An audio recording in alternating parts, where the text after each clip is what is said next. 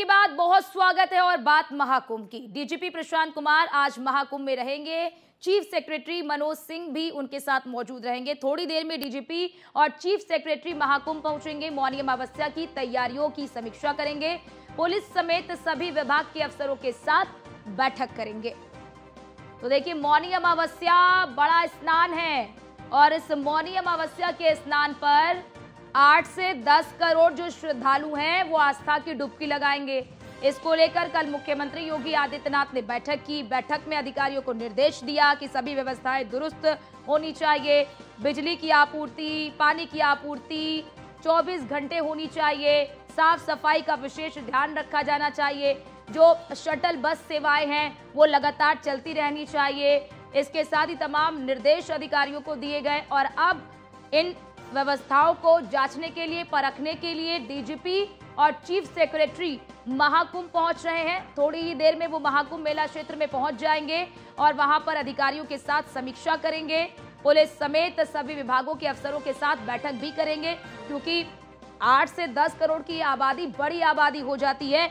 एक देश से भी बड़ी आबादी है। सोचिए, एक देश से भी बड़ी आबादी एक क्षेत्र में आएगी और ऐसे में इतनी बड़ी आबादी को, क्राउड को कैसे मैनेज करना है, उसको लेकर ये समीक्षा बैठक आज करेंगे डीजीपी प्रशांत कुमार और चीफ सेक्रेटरी मनोज कुमार। वो पहुंचेंगे, थोड़ी देर में वो महाकुंभ मेला क्षेत्र पहुंचेंगे। मौनी अमावस्या की तैयारी को लेकर वहां पर जायजा लेंगे। पुलिस समेत सभी विभाग के अफसरों के साथ वो बैठक करेंगे, क्योंकि देखिए लगातार वहां पर बड़ी संख्या में श्रद्धालु पहुंच रहे हैं। ऐसे में इस बार का जो महाकुंभ है वो अन्य महाकुंभों के सभी रिकॉर्डों को तोड़ेगा। दिव्य, भव्य, अलौकिक और आधुनिक महाकुंभ है ये, और इसीलिए यहाँ पर देखिए अब तक जो स्नान हुए हैं, पौष पूर्णिमा का स्नान हो चुका है और एक अमृत स्नान हो चुका है। अमृत स्नान में, पहले अमृत स्नान में 3.5 करोड़ का आंकड़ा पार कर गया और सभी श्रद्धालुओं ने आस्था की डुबकी बड़े ही सरलता और सुगमता के साथ लगाया।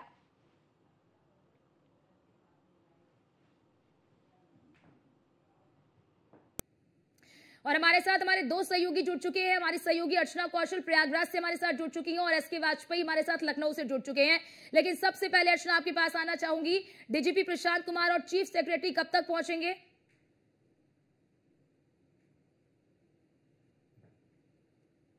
महत्वपूर्ण चीज ये होने वाली है कि यहाँ पर चीफ सेक्रेटरी मनोज सिंह और प्रशांत कुमार मौजूद रहेंगे और उसी के साथ साथ महाकुंभ को लेकर और उसी के साथ मौनी अमावस्या को लेकर, स्नान को लेकर जिस तरह की तैयारी है उसको लेकर भी समीक्षा की जाएगी। अब तो खुद सबसे पहले कल एक समीक्षा बैठक हुई जिसमें मुख्यमंत्री योगी आदित्यनाथ से सच निर्देश दिए गए अधिकारियों को किस तरह से तैयारी करना है। 24 घंटे और 24/7 की बात करें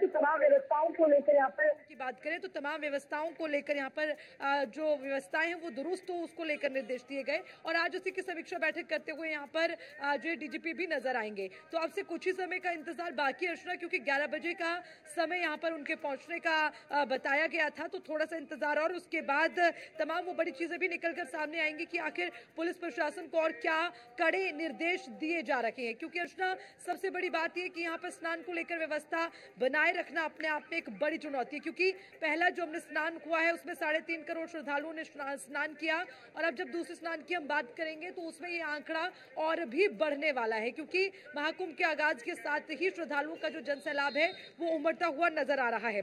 और अच्छा देखिए, पौष पूर्णिमा, मकर संक्रांति स्नान सकुशल संपन्न कराने को लेकर एक बैठक आज करते हुए यहाँ पर डीजीपी प्रशांत कुमार और चीफ सेक्रेटरी मनोज सिंह नजर आएंगे। तो अच्छा, ये बहुत महत्वपूर्ण होने वाला है कि आखिर कड़े निर्देशों के साथ व्यवस्था को लेकर और क्या व्यवस्थाएं बढ़ाई जाएंगी, क्या कड़े निर्देश और दिए जाएंगे, ये भी देखना दिलचस्प होगा। बस थोड़ा सा इंतजार और। ठीक है, एसके आपके पास आना चाहूंगी। एसके, क्योंकि देखिए लगातार महाकुंभ की तैयारियों को मुख्यमंत्री योगी आदित्यनाथ खुद मॉनिटरिंग कर रहे हैं। ऐसे में एसके जरा ये जानकारी दीजिए कि डीजीपी प्रशांत कुमार और साथ ही साथ चीफ सेक्रेटरी बस क्या आज वहां पर मेला क्षेत्र में रहेंगे या फिर अभी वो रुकेंगे?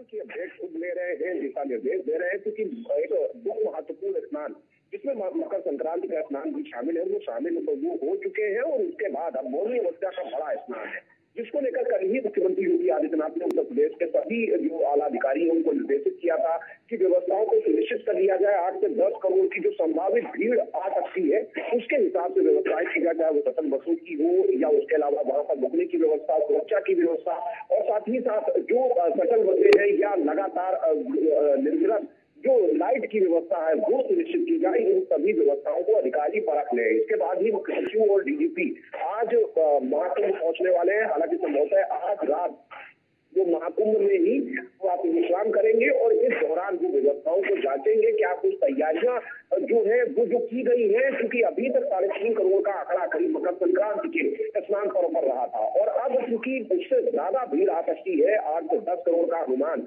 सरकार को है कि मौनी अमावस्या के स्नान के दौरान इतनी भीड़ हो सकती है, तो ऐसे में उसके हिसाब से व्यवस्थाएं की जाए और उसके हिसाब से जो सुरक्षा व्यवस्था है उसको चाकचौबंद किया जाए। जिसको लेकर ही मुख्य सचिव और उत्तर प्रदेश के डीजीपी आज महाकुंभ पहुंच रहे हैं और महाकुंभ में जहां वो अलग अलग स्थलों का निरीक्षण करेंगे, खासतौर पर उन घाटों का जहां पर बड़े पैमाने पर श्रद्धालु स्नान कर रहे हैं या उसके अलावा जो टेंट सिटी बनाई गई जहां पर श्रद्धालुओं को रहना है, साथ ही साथ भीड़ को किस तरीके से नियंत्रित करने के लिए, क्योंकि अभी तक 3.5 करोड़ की भीड़ को किस तरीके से नियंत्रित करने के लिए, क्योंकि अभी तक 3.5 की भीड़ को प्रशासन ने पूरी सुगमता के साथ तो पूरी सुरक्षा व्यवस्था के साथ मैनेज किया है।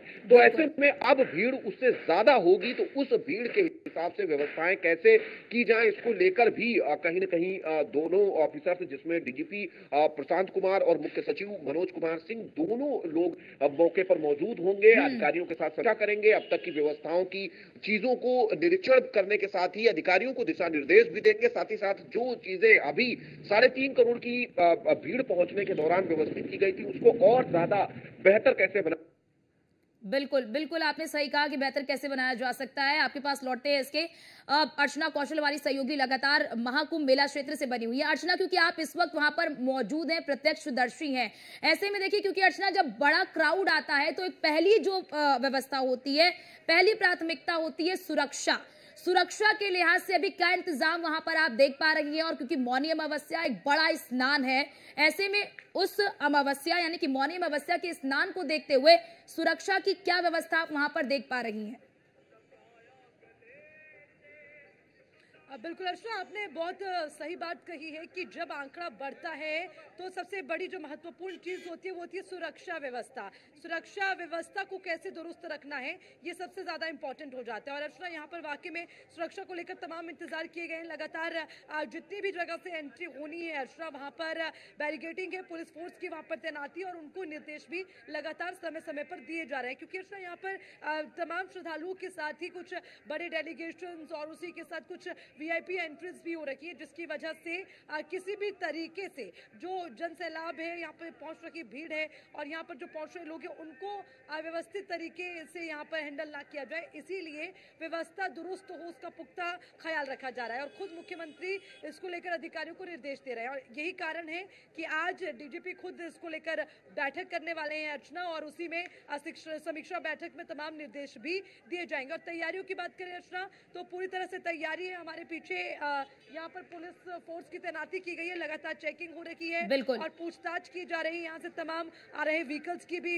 जो पूछताछ हो रही है और जितने भी श्रद्धालु यहाँ पर पहुंच रहे उन्हें कोई परेशानी ना हो उसका खास ख्याल यहाँ पर पुलिस प्रशासन की ओर से बिल्कुल। और जरा अर्चना ये भी बताइए, क्योंकि देखिए आपने सुबह भी बताया था कि लगातार भीड़ बढ़ रही है, भीड़ कम नहीं हो रही है, भीड़ बढ़ती ही जा रही है। ऐसे में जो वाहनों की आवाजाही है वो मेला क्षेत्र में बंद हो गया या फिर केवल अमृत स्नान के समय ही इसे बंद किया जाता है? और बात अगर शटल बसों की कर ले, क्योंकि देखिए वहां तक पहुंचना भी एक बड़ी बात हो जाती है क्योंकि बड़े दूर दूर से लोग वहां पर पहुंच रहे हैं, तो ऐसे में वर्तमान समय में कितनी शटल बसें चलाई जा रही है? क्योंकि अभी तक जानकारी मिली थी कि गोरखपुर और कुछ ही ऐसे जिले हैं जहां से ये लोग आ रहे हैं, ऐसे में इसे कैसे बढ़ाया जाएगा इन व्यवस्थाओं को?